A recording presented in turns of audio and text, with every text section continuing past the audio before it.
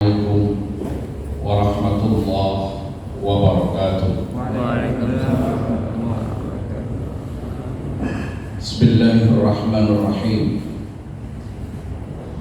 Alhamdulillahilladzi ja'ala syahra ramadhana afdhalas syuhur wa fataha fihi abwabal jinan wa a'addaha likulli mu'minin syakur wa aghlaqa fihi abwaban nirani 'an kulli mu'min wa hayya'aha likulli musyrikin kafur. Allahumma salli wa sallim wa barik ala sayyidina wa maulana Muhammad wa ala alihi wa sahbihi wa man tabi'ah salatan wa salaman daimaini mutalazimaini ila mamarril ayyami wad duhur. Amma ba'd, para jamaah sholat zuhur Masjid An-Nahdah, para shaimin, shaimat, mudah-mudahan selalu dirahmati, diberkati oleh Allah Subhanahu wa Ta'ala. Amin. Ketika kita berpuasa, sesuatu yang awalnya boleh kita lakukan, ada beberapa hal yang kemudian tidak boleh kita lakukan. Di antaranya yang paling pokok adalah tanawul akli wasyurbi, makan dan minum tulan nahar ay min tulu'il fajri ila ghurubis syams. Makan dan minum termasuk menyalurkan kebutuhan biologis, artinya hubungan suami istri. Ini adalah kebutuhan fa'al. Kebutuhan fa'al itu yang dimaksudkan adalah kebutuhan pokok, kebutuhan primer yang seharusnya kita melakukan pemenuhan secara cukup dalam kehidupan keseharian kita. Kulu wasyarabu wala tusrifu, makanlah dan minumlah, tapi jangan berlebih-lebihan. Makan minum yang dimaksudkan di sini tidak lain adalah untuk menyambung kehidupan kita, sehingga kebutuhan makan dan kebutuhan minum ini merupakan kebutuhan daruri, karena apabila tidak dipenuhi akan mengganggu atau mengancam keberlangsungan kehidupan kita. Ini masuk kebutuhan daruri. Kalau di dalam pandangan Al-Ghazali ketika menyebut tentang daruriyat al-khamas, ini masuk dalam kategori lihifdin nafas, menjaga keberlangsungan kehidupan kita.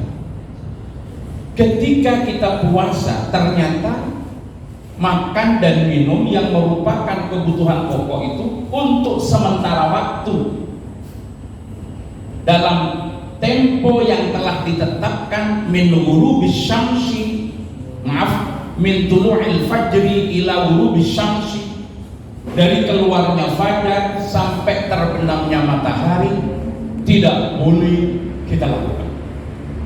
Padahal ini kebutuhan daruri, kebutuhan pokok yang seharusnya kita penuhi, yang seharusnya kita jaga.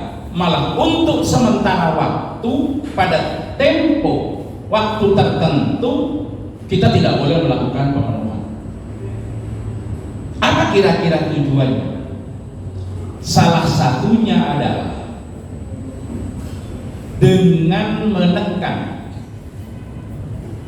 untuk tidak melakukan pemenuhan pada aspek yang daruriyat, yang apabila dalam waktu yang panjang kemudian terganggu kebutuhan kita pada aspek ini, maka akan mengganggu keberlangsungan kehidupan kita.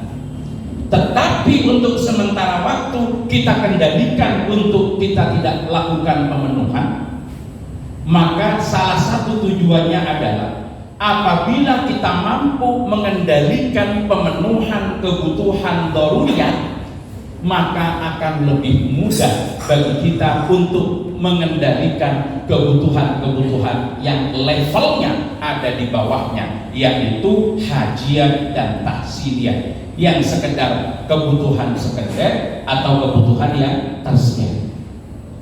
Kalau kebutuhan yang primer saja mampu kita atur untuk sementara waktu, kita tidak lakukan pemenuhan, apalagi pada kebutuhan sekunder ataupun kebutuhan tersier.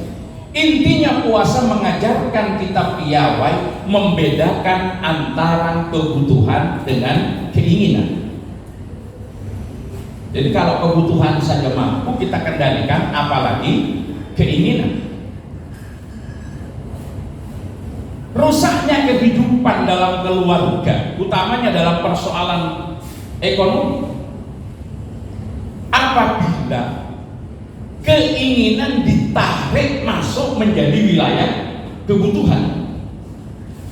Kebutuhan adalah sesuatu yang harus kita penuhi, karena apabila tidak kita penuhi akan mengganggu keberlangsungan kehidupan kita. Tapi kalau keinginan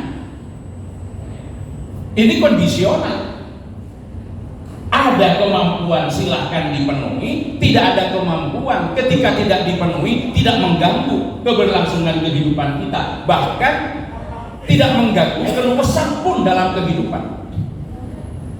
Artinya kalau kebutuhan daruriyat itu apabila tidak dipenuhi, keberlangsungan kehidupan yang terancam. Kalau hajiat tidak mengancam keberlangsungan kehidupan, hanya tidak adanya keluasan dalam kehidupan. Ketika kita sudah mampu membedakan mana kebutuhan, mana keinginan, insya Allah pengelolaan keuangan kita akan lebih mampu.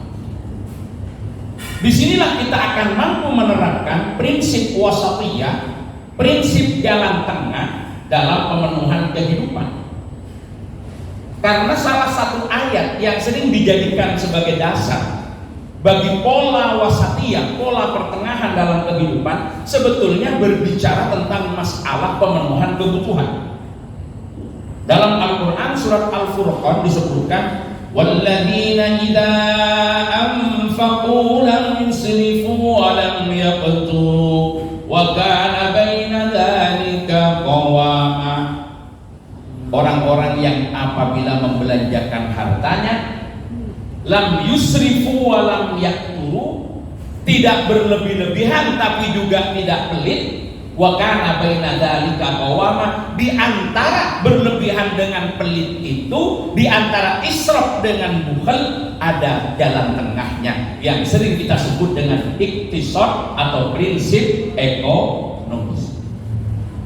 Prinsip ekonomis kan jalan tengah antara israf itu berlebih-lebihan, bahkan menghamburkan uang atau membelanjakan harta pada hal-hal yang tidak penting dalam kehidupan kita. Sementara bukhal itu pelit, seharusnya dipenuhi, itu ditahan-tahan padahal keuangannya ada. Prinsip iktisad jalan tengah antara israf dengan bukhal. Orang yang mampu untuk menjadi muktasid, pertengahan, berarti keuangannya akan sehat di dalam keluarga, karena ia mampu menghitung berapa yang bisa ia dapatkan, berapa yang bisa ia belanjakan.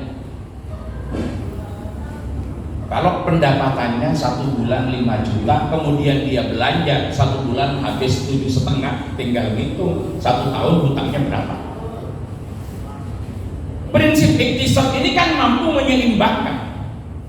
Maka aktualisasi dari iktisad ini tentu tidak sama pada masing-masing keluarga. Ada satu keluarga membelanjakan harta dalam 1 bulan itu 50 juta. Apakah ini pasti iktisad? Belum tentu. Bisa jadi yang membelanjakan harta 50 juta per bulan ini masuk kategori bakhil, masuk kategori kikir. Kenapa? Karena pendapatannya di atas 1 miliar per bulan, belanjanya 50 juta, udah mulai bakhil. Iktisad menyeimbangkan. Karena prinsip rizki itu min haitsu dakhala kharaja.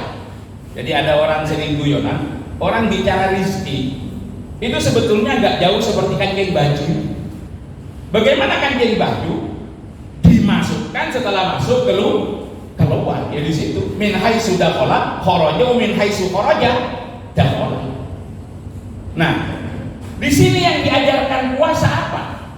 Bapak Ibu para jamaah yang dirahmati Allah, dengan kemampuan kita mengendalikan kebutuhan fa'ali untuk sementara waktu, kalau kita sudah mampu mengendalikan kebutuhan yang primer walaupun hanya dalam waktu dan tempo yang telah ditetapkan, maka akan lebih mudah bagi kita untuk mengendalikan kebutuhan-kebutuhan yang lain. Tegasnya, puasa mengajarkan kita mampu membedakan antara kebutuhan dengan keinginan. Rusaknya keluarga dalam kehidupan yang ada kaitannya dengan masalah ekonomi, kalau wilayah keinginan ditarik masuk ke wilayah kebutuhan, akhirnya dipaksa untuk dilakukan pemenuhan. Kalau bahasa seharian kita lebih besar pasak daripada tiang, akhirnya harus berbaik-baik dengan bapak-bapak yang di Pegadaian ini. Kenapa? Karena sudah tidak seimbang. Akhirnya yang ada digadaikan hanya untuk kepentingan konsumtif. Ini berarti perilaku ekonomi yang sudah tidak sehat. Makanya di sini diajarkan melalui puasa, kendalikan kebutuhan primer dulu untuk sementara waktu, dari keluarnya fajar sampai terbenamnya matahari. Kalau itu sudah mampu kamu lakukan dengan baik, pasti mengendalikan keinginan itu lebih mudah. Ya mohon maaf. Kalau kita bicara baju, kebutuhan seperti apa? Berarti yang bisa menutupi aurat, melindungi kita dari panas, melindungi kita dari dingin. Itu prinsipnya. Kira-kira berapa? Ya sangat mungkin 100.000 cukup. Cari sarung yang 30 ribuan, bajunya juga yang 40.000, 50.000 sudah cukup.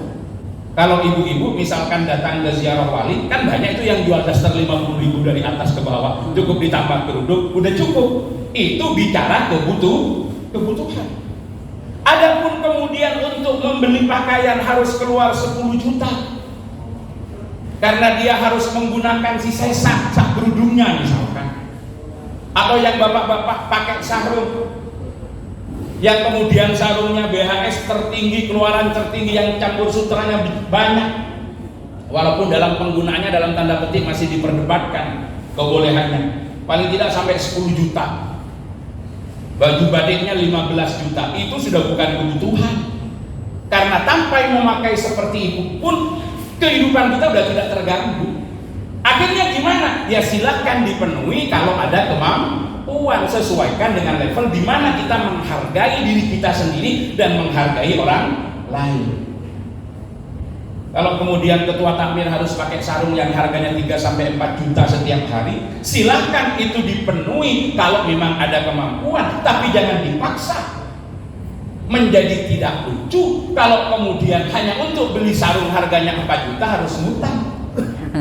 Berarti sudah tidak cerdas pengelolaan keuangannya. Kenapa? Karena wilayah keinginan sudah ditarik masuk kepada wilayah kebutuhan. Inilah yang kemudian menyebabkan keluarga kita terganggu. Kecerdasan dalam berperilaku ekonomi itu adalah berprinsip wasatiyah. Prinsip wasatiyah itu adalah jalan tengah. Tawassut dalam ekonomi itu adalah mauqiful wasti bainal israf wal bukhl. Sikap pertengahan antara berlebihan dengan pelit dan kikir. Sehingga dalam ayat lain dalam surah Al-Isra disebutkan la taj'al yadaka maghlulatan ila unuqik wa la tabsutha kullal basti fataquda maluman mahsura. Jangan kau letakkan tanganmu membelenggu di lehermu, tapi jangan kau lepaskan begini juga. Kalau membelenggu di lehermu maksudnya apa? Pelitnya minta ampun. Orang kalau pelitnya udah banget, jangankan hartanya, dosanya itu mau dibagi dan mau.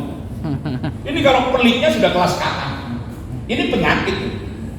Mikirnya apa? Duit mau dikumpulin, harta mau dikumpulin. Kalau udah banyak dia bikin pabrik, dia bikin perusahaan, hasil dari pabrik belikan pabrik, pabriknya banyak, orangnya mati. Itu yang nggak sempat menikmati, keburu meninggal, orang yang juga tidak mampu memenuhi kebutuhannya.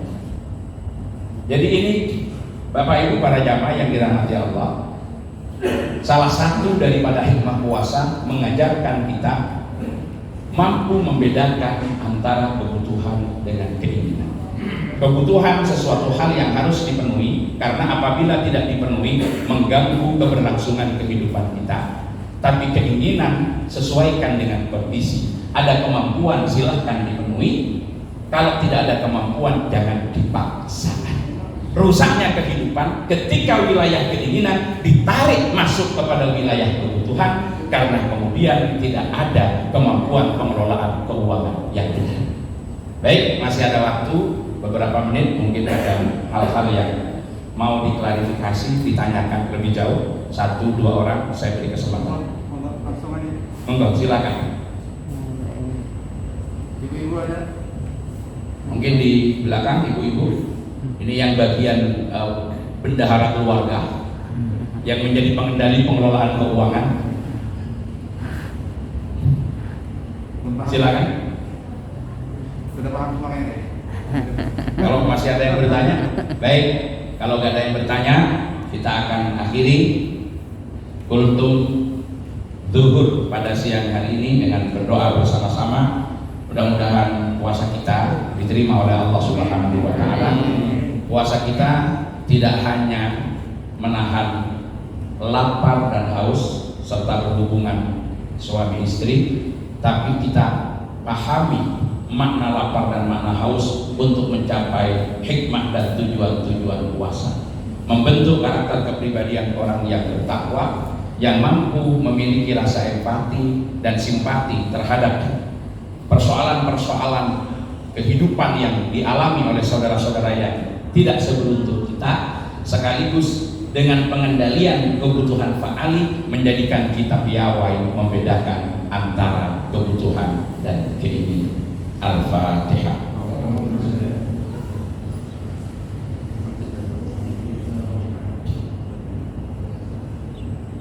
Bismillahirrahmanirrahim. Allahumma salli wa sallim wa barik ala sayyidina wa maulana Muhammadin wa ala alihi wa sahbihi ajma'in. Allahumma taqabbal minna salatana wa siyamana wa qiyamana wa ruku'ana wa sujudana wa tasbihana wa tahmidana wa takbirana wa tahlilana wa qira'atana wa tilawatana wa jami'a a'malina wa tamim taqsirana wa la tajri biha wujuhana ya ilahal alamin. اللهم اجعلنا في هذا الشهر الشريف من السعداء المقبولين ولا تجعلنا فيه من الأشقياء المردودين وصلى الله على سيدنا محمد وعلى آله وصحبه أجمعين والحمد لله رب العالمين. الفاتحة. Kurang lebihnya mohon maaf. Hadanallahu wa iyyakum ajma'in. Wallahul muwaffiq ila aqwamit thariq. Assalamualaikum warahmatullahi wabarakatuh.